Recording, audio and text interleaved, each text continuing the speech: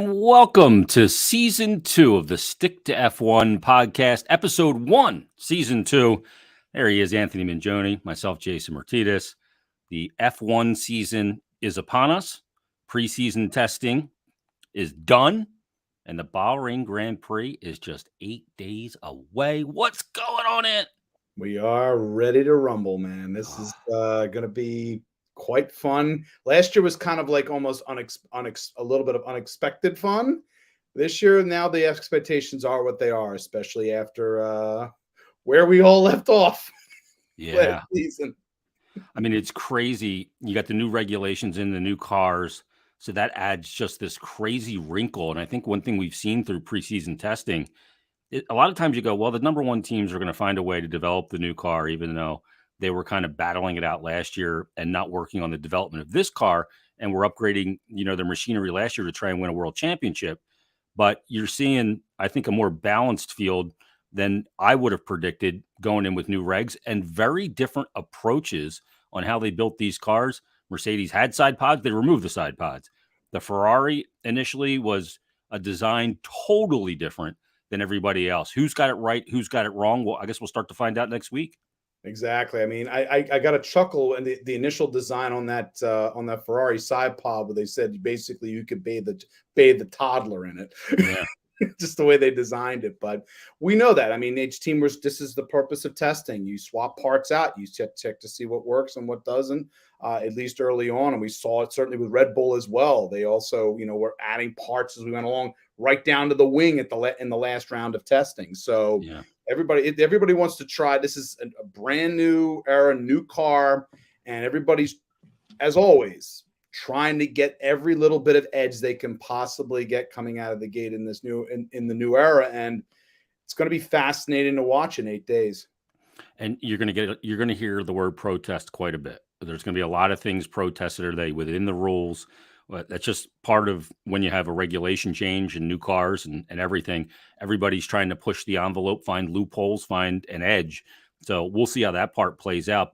Porpoising was the big thing in Spain as the cars were going up and down like a porpoise because there was the rake on the cars is so much lower that the airflow was causing the car to suck to the ground so hard that it had to porpoise up and down just to let air out. Exactly. And initially we all remember how the wing was way up off the ground at the beginning. And now they all saw that, at least for the initial, rollouts for the cars. The effect is, I don't want to use the phrase unnerving, but it was kind of just a strange effect to see when you saw the cars bouncing like that. And again, all part of the testing that goes into getting these brand new vehicles off the ground. Just shows you too that the simulator can't simulate everything. They simulated these cars up and down, I'm sure. And that's something that didn't pop up, and they all had to adjust with the floor and the airflow and the way they're going to get these cars through the air. What's the slipstream going to be like? The dirty air is going to be much less pronounced. I know they were saying that, 0.7 seconds behind, it's about 13% of what it was last year. Yeah. So when you're, 7/10 back, and then at 0.3 tenths back, it's maybe like 30% of the effect of dirty air that it was last year. That's a big difference. Massive difference. And that's exactly what Formula One was hoping for. They wanted to make sure, again, the opportunities for closer races, for the potential for overtakes to happen much more cleanly than before. And to have, again, just a competitive field. The fact that we were all, gaping in wide wonder last year at, having a competitive F1 season after having multiple seasons prior to that where it was basically Mercedes in a rocking chair.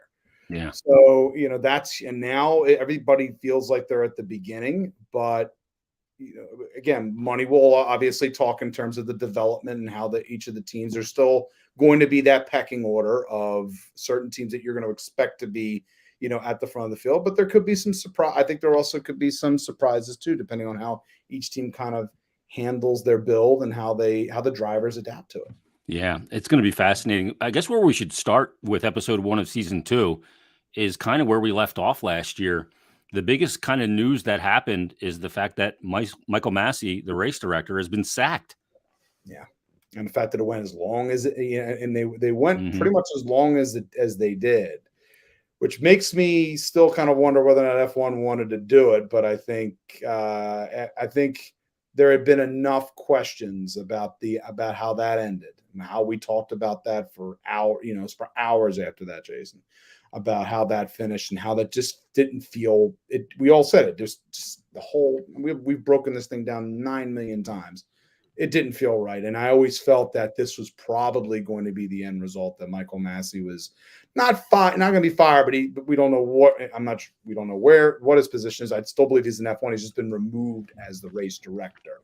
So I Yeah. think that was always sort of the end result of that happening. So it's, there's a lot of inferences you can make how long, Lewis Hamilton sort of was quiet. I mean, he had his contract, but there was no guarantee necessarily that he was going to come back. But I think we all had that feeling that he was going to be coming back.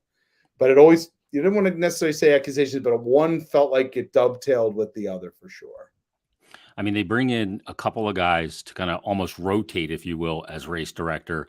And they also are going to be assisted by Herbie Blash as the permanent senior advisor. And Herbie Blash, of course, was the deputy race director to Charlie Whiting. So you have some pedigree there as well. I think a lot of people feel like Michael Massey got bullied on a number of occasions. And we heard team radio to race control. And, there was a lot of trying to influence the race director. I know that Politics. they're going to stem that as well. We're not going to hear that this year. That's been probably going on forever. We just heard it for the first time. But Massey basically out, and he was probably overwhelmed in his responsibility. So they made some structural changes to take that on and make sure that they don't put themselves in a situation like that with all to play for, like happened last year at Abu Dhabi. There's just too much. Again, at the end of the day, there's way too much tied into this. Too much money, egos, everything else that we can possibly talk about. And again, I don't think, Toto's reaction during that race was, I completely understood it at the time and why that seemed very strange. And to quote unquote make a deal when we saw that at Jeddah, right? That also just rang. And maybe it was a case where the way Massey wasn't the intention, but when it gets out on live air like that, yeah, that's that immediate. You cannot, especially with as big a season as last year was, you cannot have any real question about how the sport operates in terms of how things are officiated. And that's true in any major sport, but especially in Formula One with the amount of money that goes into it, and all the companies, massive companies' reputations and everything else that goes into it. We can talk about football, baseball, and everything else. Formula One, literally, these companies, this is a part of what goes into how they sell cars. Yeah. So that's why they're in the game. Exactly. It's just we all talk about sports as a business. It literally is the business end of things is literally tied in with what goes into this sport. You surprised it took Lewis Hamilton as long as it did to kind of come out of hibernation? Maybe went a little longer than I expected, but I think he knows the power he has. I think he knows the power he wields. He also knows that he was right. He was not incorrect. I don't think he was wrong at all in terms of the fact that race was basically his. And it was in my as we went along with it, was taken, the circumstances took it from him. I'm not taking anything away from Max Verstappen taking the opportunity there. He did exactly what was allowed. He did what he was allowed to do. Yep. And his timing was, I think the end of that Abu Dhabi race could have been done differently. Maybe a 4-lap where everybody had a chance to change it and you start clean. Red flag it. Exactly. Everybody's like, oh, you can't red flag this thing this late. But then you're thinking about, okay, are we doing this in the spirit of the sport, or are we just doing this as a made for Netflix production? Well, they red flagged the race at Baku. Exactly, they did. And why couldn't they do it here? And they don't want the season to end on that. And they didn't want to end. They said quite again, we don't want to end the season on a yellow flag. And I get that. But if you red flag it and had the opportunity to start everything on the line, that would have been the tack to take. It would have been an even fight at the end. Lewis probably still would have been happy. I think Max in that circumstance in a 4-lap thing, I still think in that circumstance there's a pretty good chance that he overtakes Lewis in that circumstance. But it was almost a guarantee based off of the fact that Lewis had gone so long on his tires and Max had a chance to dive into the pits to get fresh ones. That would, as I said to you at the end of that last season, Lewis wins that race in that circumstance. That is an all-time moment in Formula One. Yeah. To pull off that kind of a defense. It was nigh impossible for him to do that. Yeah, it rubbed a lot of people the wrong way because there was so much to play for. Had they red flagged it and just had one lap under, from a standing start, I bet you neither of those drivers would have finished the race. Yeah, exactly. It probably would. There's a very good chance. I always Max would have won it. Yeah, I felt like a one lap, maybe almost like overtime, like maybe a couple laps or something like say. But again, are you making up the rules on the fly there, and you have to kind of things were already felt like you already did that already by Massey making the decisions that he had made. Yeah, so, and you can't because of fuel load. They just can't put more fuel in the car. No, exactly. That's part of it as well. All right, let's get on to testing because they had it was unofficial, uncovered testing, if you will, behind the scenes in Spain. But they've been in Bahrain the past couple of days testing there in advance of the Bahrain Grand Prix. Anything pop out to you at testing? I thought that, we've seen some really rapid laps from guys that I didn't expect. How much of this is just guys, running on heavy fuel? We don't know. We don't know how much they're pushing the car, what modes they're in, and all of that stuff. Is it race pace? We're not seeing quali pace. We'll see that this weekend. But, seeing a guy like Kevin Magnussen who had a rushed seat fitting the night before and then getting in the car and putting in the laps that he did in that Haas car to boot was, that really popped out to me. That was adrenaline. I guarantee it, Matt, with the short notice, everything coming in, everything happening, him getting into that car as quickly as he did. There's a lot. It's one of those things where he just, I have an opportunity. I'm back in it. Like all of a sudden out of nowhere, I'm back in Formula One. And he was obviously ready, he was ready and raring to go. I think that was an adrenaline fueled run. Yeah. And, from him. And that was really, I was impressed by what K-Mag did in testing. Otherwise, the other thing that popped out to me, I thought it was a very good finish for Mick Schumacher. It was Haas comes out of testing here feeling, I'm not sure how they should feel exactly. I think they should feel good because again, considering what a ridiculously awful season last year was for them. Yeah. That you take any tidbit, you take any moments, you have also just the issues between, you could tell, there was no love. There's certainly no love, and you don't expect that between teammates, but there felt like there was times where there was straight up animosity between Mick and Nikita Mazepin. And again, Magnussen's an aggressive driver. But I do wonder whether or not, him being a veteran driver will provide more of a better dynamic. In car development. It'll push Mick, but maybe in a good way. Yeah. Especially with Matt, and again with Magnussen getting a multi-year deal. That was the part that I was like, when I heard he was signed, and then I was like, oh, that's wonderful for him. And then I heard it was multi-year, and it was like, okay, they really wanted him back. Yeah. And they want some level of, because they have to account for the fact that I think eventually that Mick will probably move on to another team at some point. He's with them here, but eventually he will be moving on to another Formula One team. So I think they realized having two brand new drivers, especially we were two young drivers last year, didn't work. It was kind of an experiment. And I think they realized we probably need to have somebody who wants some experience, and at least for a couple of years. Especially if we bring in yet another young driver, which I anticipate they probably will before we know it. Beyond that, Jace, Ferrari's weekend, especially Carlos Sainz. Carlos was, again, and I'm going to say this now, I'm hoping I don't regret it, but I really actually think Carlos Sainz, I think he will finally win his first Grand Prix this year. I will say that right now on this episode. He has come real close. He's been in second multiple times. Yeah. He's been on podiums multiple times. Carlos, I'm hoping what I'm seeing here in testing is going to translate as well. Again, with the new vehicle, And he's had at least a year. Everybody's had time to kind of get a handle a little bit on the new machine. Carlos has proven himself to be extremely adaptable.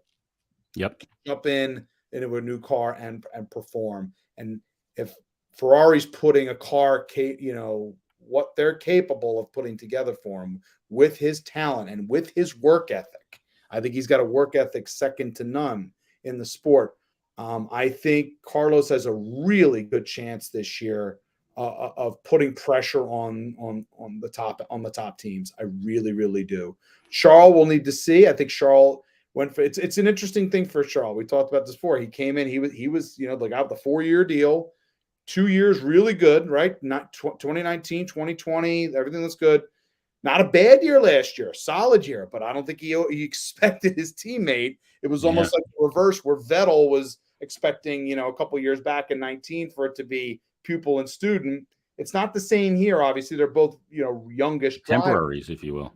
Right. But I don't know if Charles necessarily expected Carlos to be ahead of him at the end of last season. So could be, but they do seem to have a pretty good teammate dynamic based on. Oh, they do. Yeah. And that's something, again, Carlos had an outstanding dynamic with Lando Norris at McLaren. Mm-hmm. So that they can push themselves, but push each other in a good way. But that being said, they start competing with each other at the top end. We all know.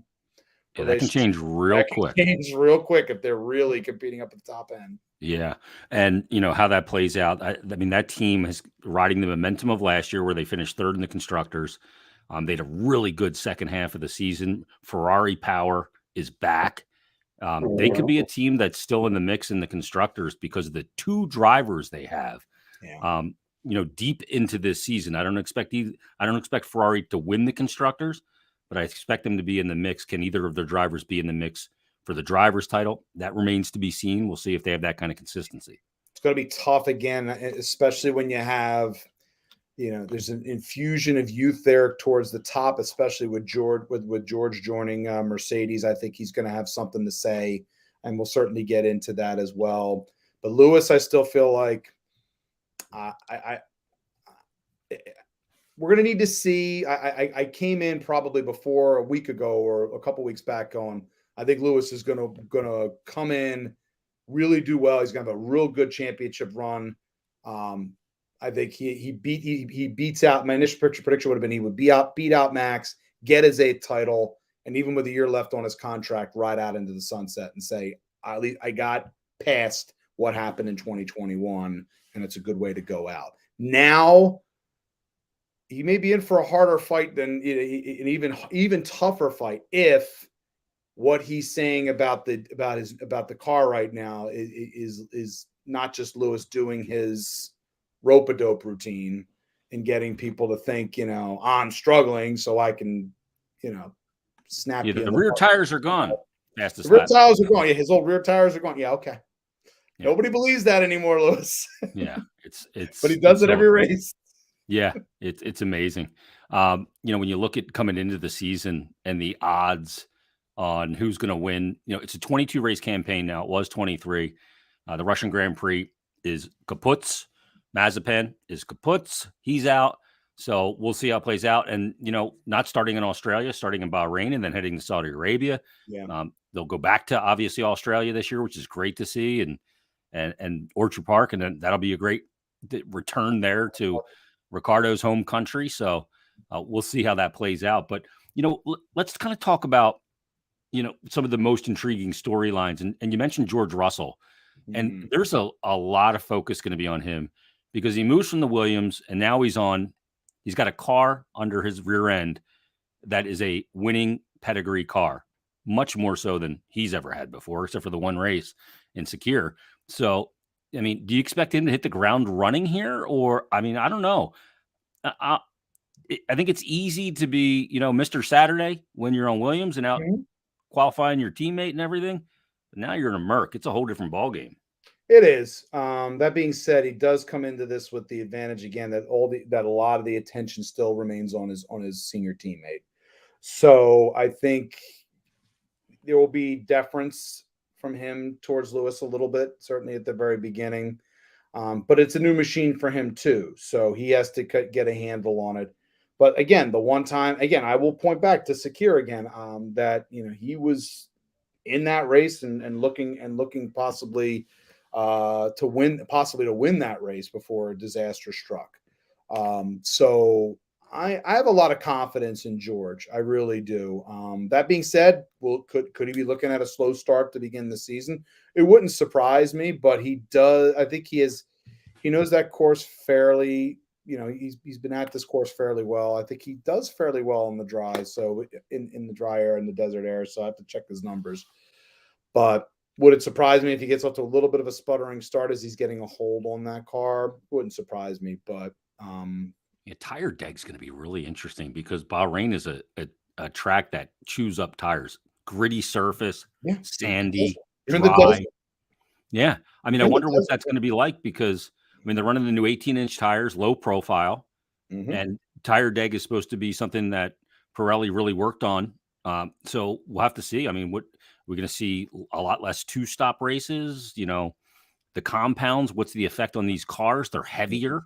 The cars are significantly heavier. So drivers were talking about that, especially in Spain, trying to get a handle on the weight of the car. Braking points are different because of that. So it's going to be really interesting because of the new regulations and who can kind of really get on top of their car quickly. Look at Bottas. He goes to Alfa Romeo. They had some mechanical issues throughout testing. I don't expect to see him fighting at the front of the field.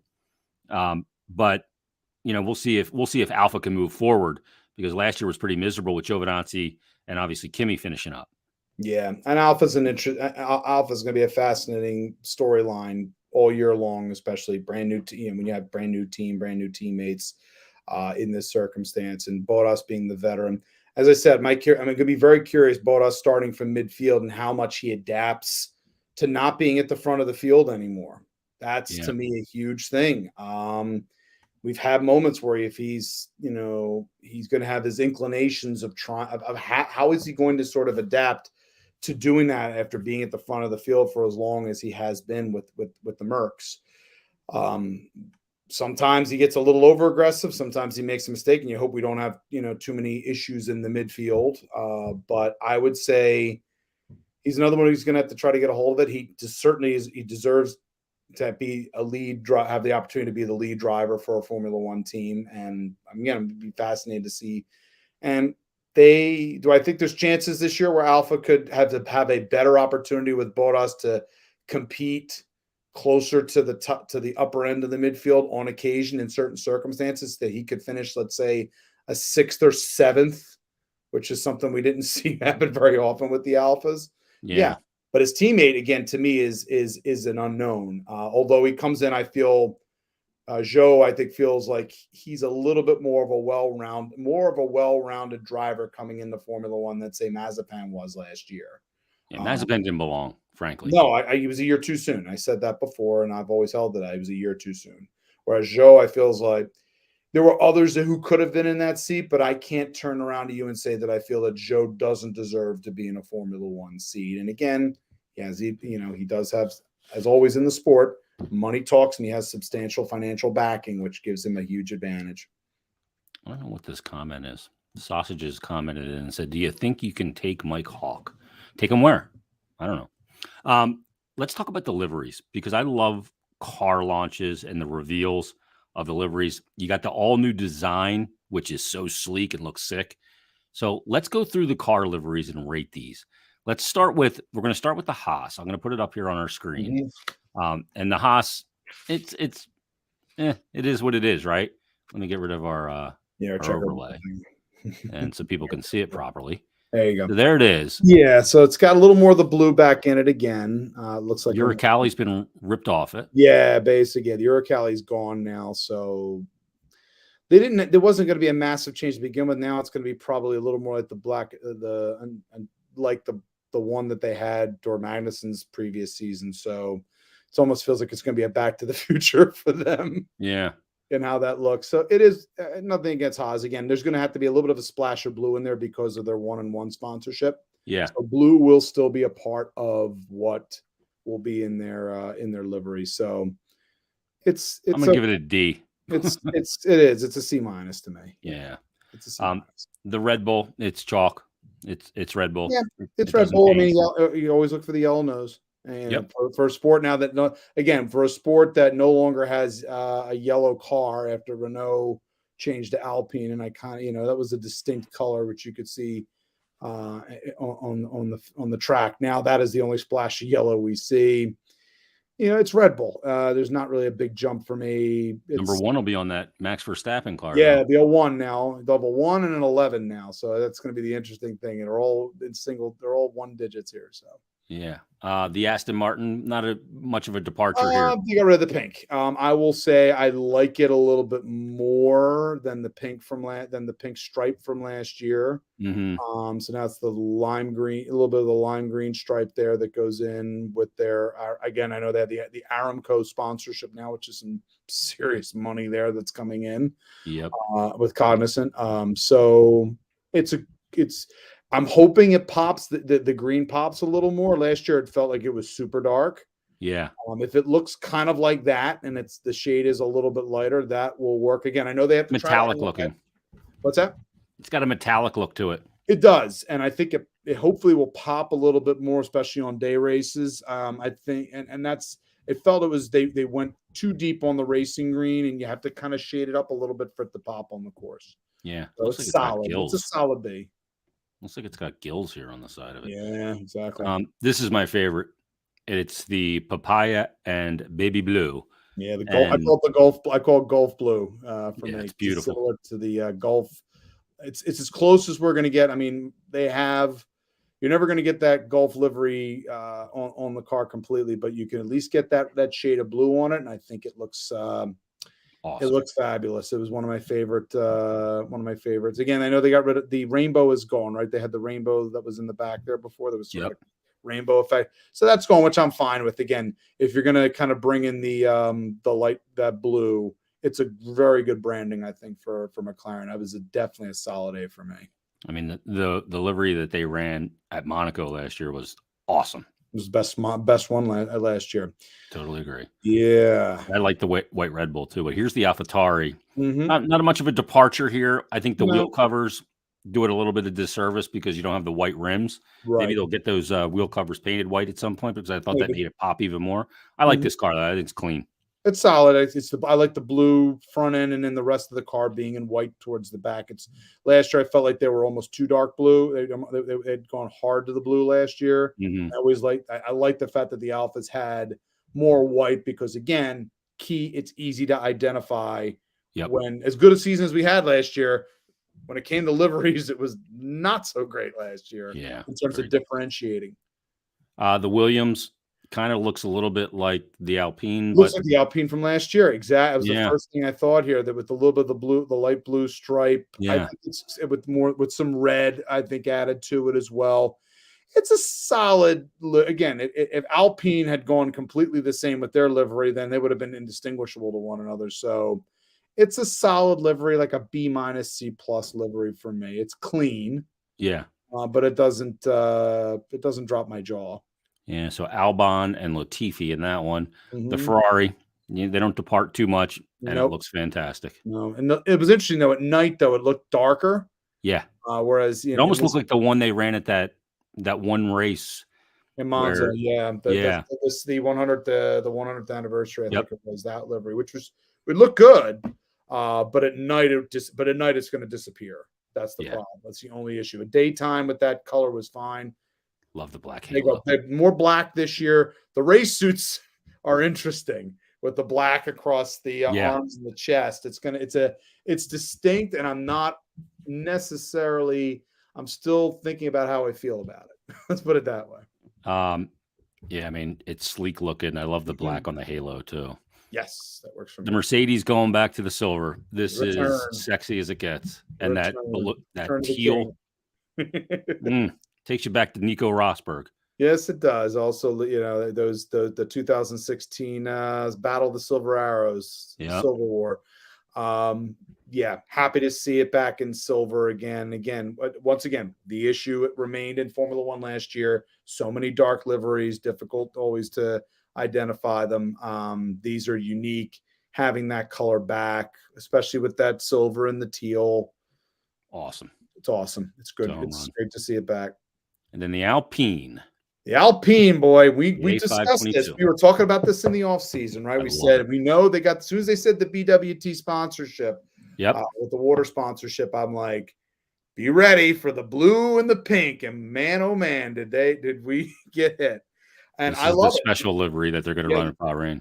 They're going to run it. I think the first few races, I believe, they're going to run it with the pink. Racing I Point tribute. really like this one. I love it because the black that's in here makes it look just so sculpted. It blends. It does. Go back up to the first one. Go back to the previous one, Jace, the blue one. Yeah, it's awesome. It almost I like it. I like it a lot. I really do. But it's almost like I kind of wish they would keep them both and alternate them. But I know it's difficult to do. I like them. I really do. I think it pops on both of them. But I like the pink one a little bit more because of the way it just kind of, again, it's going to jump. Me those warm and fuzzies from the pink Mercedes days of Racing Point. Yep. And then the Alfa Romeo C42. Mm-hmm. Good looking car. It's not much of a departure. A little bit more black in the nose. Yeah, it went back to white because last year was more white on the nose. This year they went more red to the front and to the back and white on the rear. I like the blending of it. It's good. This is a good solid, I would say B+ livery for me. I'm giving it, I agree. I like it. It looks good. Yeah, it doesn't look, to me, I love the rims too. They just look awesome. Two colors on the rim. It's going to look fantastic when it's moving up and down the track. Let's get to, we're in season 2, episode 1. We're going to get to our most intriguing questions coming into the season. Then we're going to explain our variation to pick the podium. So let's do the most intriguing questions. Here's what I came up with. Let me grab my trusty piece of paper off my script reader. First question. And we're both going to answer these and weigh in. Is it Hamilton versus Verstappen yet again? Or can someone else also enter the mix, both in the title for constructors or drivers' championship? Or is it a 2-man race once again? Pardon the pun. I'm leaning towards still a 2-man race. They're just still so elite. Yeah. Compared to the other drivers. I see otherwise. Yeah. And again, as I said at the start of the show, I think a Carlos Sainz could knock on the door there. Lando, if he comes in, hell's bells. Any of the younger drivers, this could be their moment, especially with brand new cars that the game could change completely. But again, it's the story of until I see it, the two of them were so above and beyond everybody last year that it's. And their teammates. Yeah. It's a big part of it too. The domination, what Max got out of the car that Checo couldn't, and what Hamilton got out of that car that Bottas couldn't, was, and I think that was just the adrenaline and sheer competitiveness of the championship. They each took their game to a whole different level, which I don't know that we'll ever see two drivers be able to take it to that level consistently through a season, a 22 race season again. We'll see if they can do it this year, but I think it's the two of them again battling it out, and could come down to Abu Dhabi all over again. It could very well again, and that's what Formula One is hoping for that, because again, it's just like 70s title fights, back that's the way I look at it. Is just you wait each week, every week seems like it's another title. It's like another title fight. And it's over 22, and that's how it felt last year. And it was phenomenal because Max has developed his craft and the machine behind him at that point, that they finally were able to really take it to take it to Mercedes and make it into a true battle. And again, we all remember 2020, Lewis talking about, he wanted to be able to battle with someone, to actually have it. Well, he got everything, Lewis, and more. So him coming back in, I mean, that's what got his blood going. His adrenaline should be firing at all levels going into this season. I expect to see Lewis Hamilton be a little more aggressive, trying to match the aggression. He's always been a really clean-ish driver. I say ish because I know what he did to Alex Albon in Austria. I know what he did in Brazil. Yeah. And Albon was like, this guy's such a baby. When he knows that I'm going to pass him, he just wrecks me out. And I remember Albon saying it over team radio, but I think he's going to be more aggressive, less yielding, and more, last year he was kind of like, I'm playing the long game. I'll back out so I don't wreck out. This year, I don't know that we're going to see that as much. I think we could see a lot of entanglements and right out of the gate here at Bahrain. And like last year at Imola, turn 1. Well, I guess technically turn 2. Yeah. They went at it hard, and I expect to see the same. I mean, the pass last year at Bahrain where Max gets him but is off track and has to give the position back, and then his tires were cooked and couldn't get back by Hamilton on those old hards that he was running. It's going to be amazing. And let me give you 4 drivers and tell me who wins a race first this season. Lando Norris, Charles Leclerc, Carlos Sainz, or Daniel Ricciardo. Who wins a race first this season? One of those guys is going to win a race this season. There's no doubt in my mind. Yeah, one of them's going to win a race this year, and I'm gonna say I think it's going to be Carlos Sainz.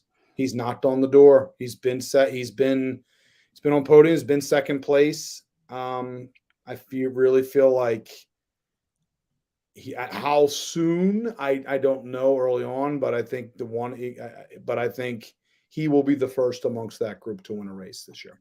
I think it's going to be Lando, and it's going to be within the first 4. I hope Lando does, because he was so damn close. Oh, Russia was unbelievable. Yeah, he should have had it. Close. He should have had it, and the weather and things happened. I want to see Lando win a race this year, but I feel really confident in Carlos in that car. I really do. There's something about Carlos this year. I feel like he's ready to take this thing to the next level. How many of those drivers do you think win a race this year? Norris, Leclerc, Sainz, and Ricciardo. 3 of the 4? That's a lot. I think Russell probably will win 1. Lando, I think 3 of the 4. Yeah, I didn't even put Russell in there. It's entirely possible. Again, the field is completely as close to even as we've had it. But again, Danny is also, we know, struggled with new machinery until he gets a hold of it. Yeah. He's again on new machinery. We see a repeat of a slow start from last season. I don't know. I think Ricciardo could come in flying here too. Everybody on a level playing field, getting used to new machinery. Right. Heavier cars, the king of the late breakers, the last. But again, with a heavier car, late braking could be a disaster. Yeah. That's the issue. And that's the reason why, nothing against Danny, I think he has a chance, certainly has a chance of winning this season. But if I'm putting them in order, I think 3 of the 4 definitely, I think will have a good chance of winning it, with Carlos having I think Carlos is the one who's going to be the first to get it. Yeah. And Ricciardo getting his 8th Grand Prix victory at Monza last year.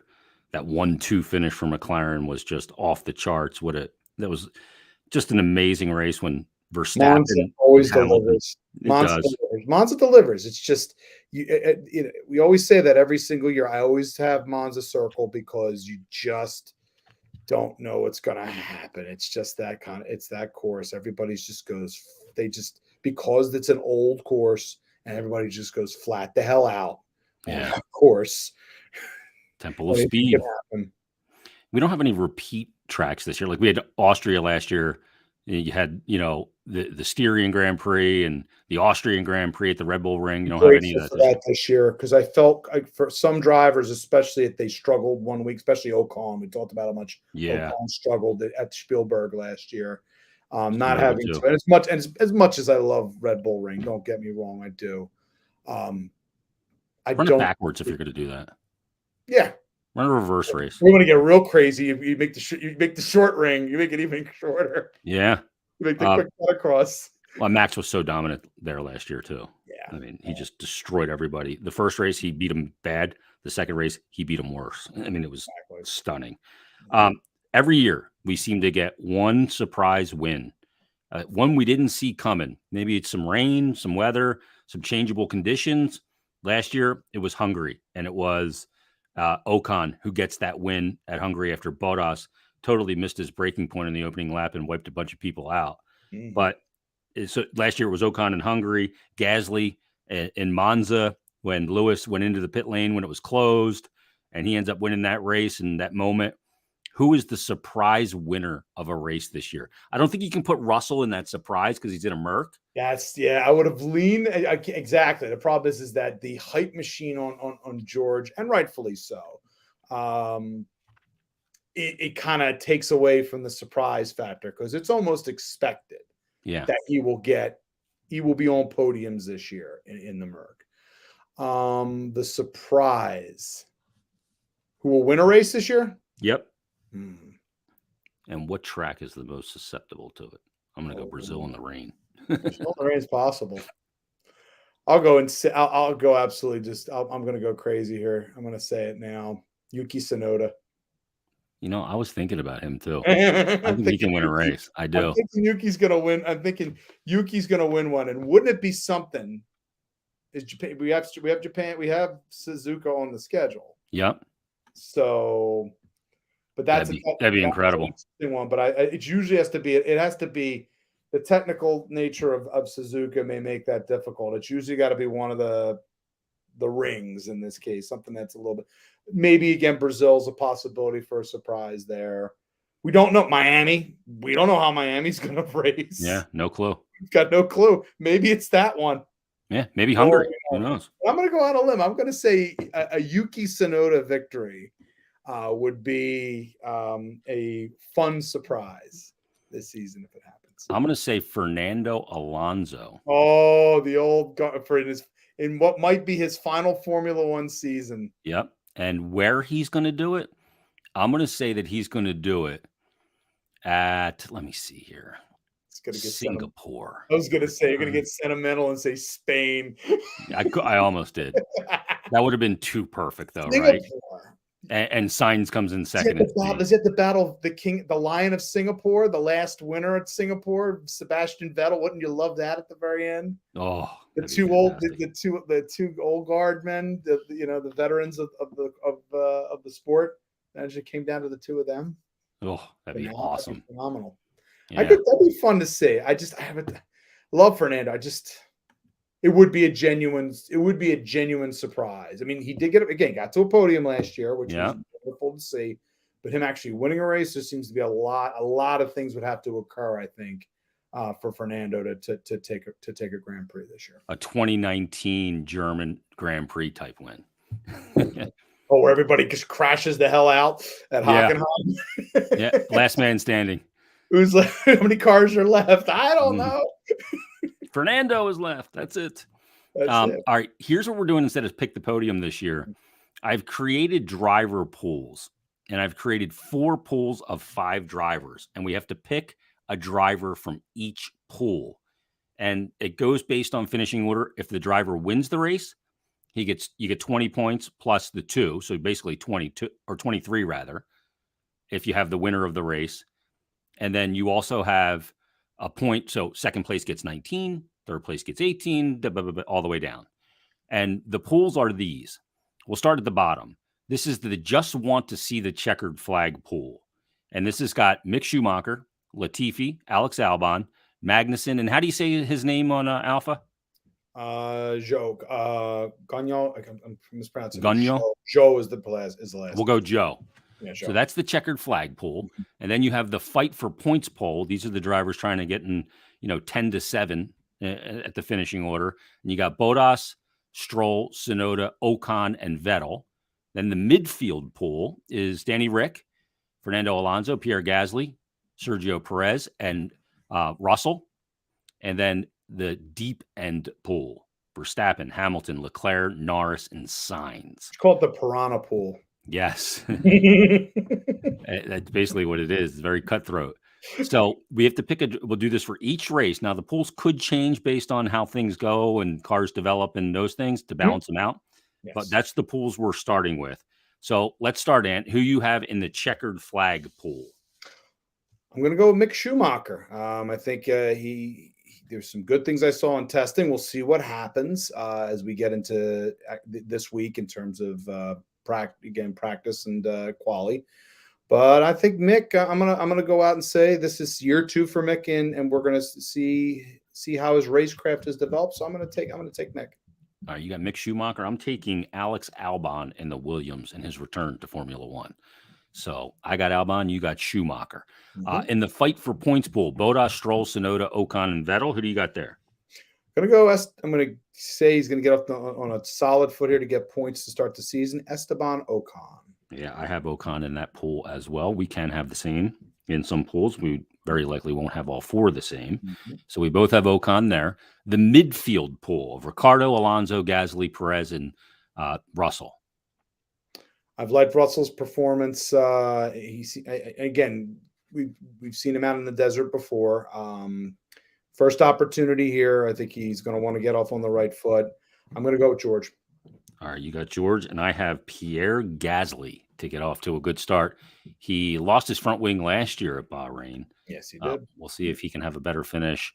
And I'm trying to see where he actually timed out today in the final practice. For Pierre, he was P12 at 134. He's 3.1 back. Again, these times are kind of goofy. Yes. Sonoda actually finished ahead of him at 133.002. George is up there, though. George is 5. Mm-hmm. All right, let's go to the Piranha pool. Who are you taking here out of Verstappen, Hamilton, Leclerc, Norris, or Sainz? I'm going to go with Lewis Hamilton. Despite his, I'm going to bank on him using the rope-a-dope again, and that they'll figure out, and there may be some circumstances too that will allow victory for him. And I think there's a good chance this is going to be a tough fight of a win for him, much like last year's was. But I'm going to go with Lewis here. You know where I'm going. I'm going with Max. Max to win the Bahrain Grand Prix coming up in just 8 days, if you can believe it. I can't wait for Friday practice. Can't wait. Getting up early, and then what time is practice and qualifying going to be this weekend in our world? See, this is why Formula One needs to get on stateside a little bit more, because it gets more on our calendar. Like when they were in Austin last year, it was great. Yeah, although I got to tell you, I will say, as much like sometimes watching soccer, I kind of like. I like my morning to start that way, Early rise.